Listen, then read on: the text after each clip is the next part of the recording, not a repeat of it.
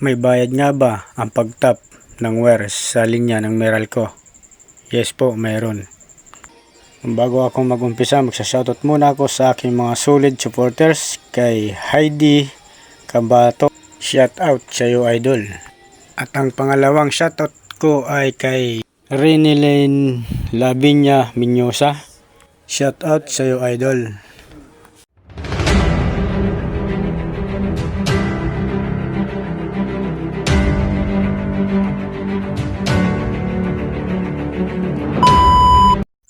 So mga ka-people, at dito na pa rin to tinap ko sa may pinagtapan ng kubo, kasi dito na rin pinatap sa akin ng may-ari. So mga ka-people, di ko na rin pala to dinala doon sa may poste ng Meralco kasi malayo na. Ang gusto ng may-ari, dito na rin pinatap. So mga ka-people, pag-uusapan natin ang pagtap nito, kung magkano nga ba ang bayad o ang singil. Ito ka-people, ang singil nito nang gagaling kung magtatap ka sa Meralco. Ang singil po nito ay 1,000.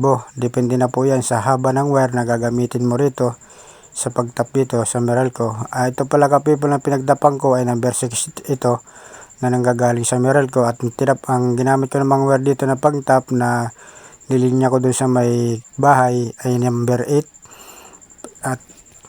At ito ka-people, ang ginamit kong breaker dito ay number 40. Ang ginamit ko naman sa breaker ng aking ilaw ay 15 amperes. Sa aking breaker naman sa may outlet ay 20 amperes.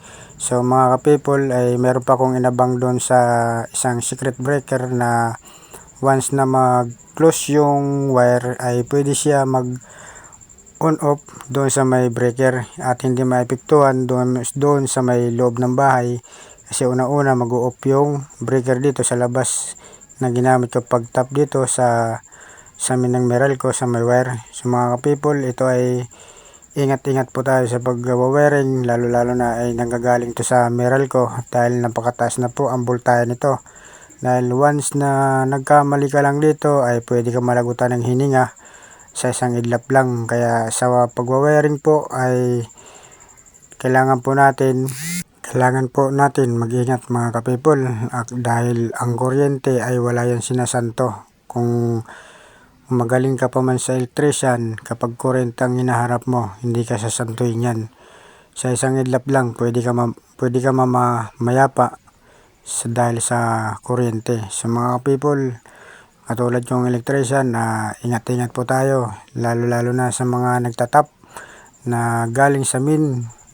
Tiwasan po natin yung konting kwentuhan, kasi na nagkamali ka dyan, yari ang buhay, kawawa ang pamilya mga ka-people. Sa pag-splice pala nito mga ka-people ay kailangan po natin ay siguraduhin na mahigpit, na maiwasan yung pag-export ng wire, kasi yan ay pag once na maluwag yan mga ka-people, pag nag-export yan, ang mangyari niya mga ka-people ay magpuputok-putok yung wire na yan, masusunog, pati na rin yung mga nakatap na bahay mga ka-people. So kailangan po natin insecure na mahigpit. At ito na siya ka-people, at may linya na. At ito pala mga ka-people ay yung aking switch dito mga ka-people ay 6 to, kasama yung tugang switch. So mga ka-people, kung sa Pacquiao ay malaking kita na to, kasi sa mabasya kasi dyan sa per butas, kahit man o hard reflection o nakapix, basta ang pag-uusapan dyan ay per butas. At kasama na rin yung ilaw mga ka-people. At ito naman mga ka-people na panel board ay 1.5 ang single ko dyan ka-people, at hindi pa kasama yung mga breaker dyan, kasi pag sinamang breaker ay 300 per breaker, ay 3 breaker yon. So mga ka-people, di malaki-laki na. So yung mga ka-people,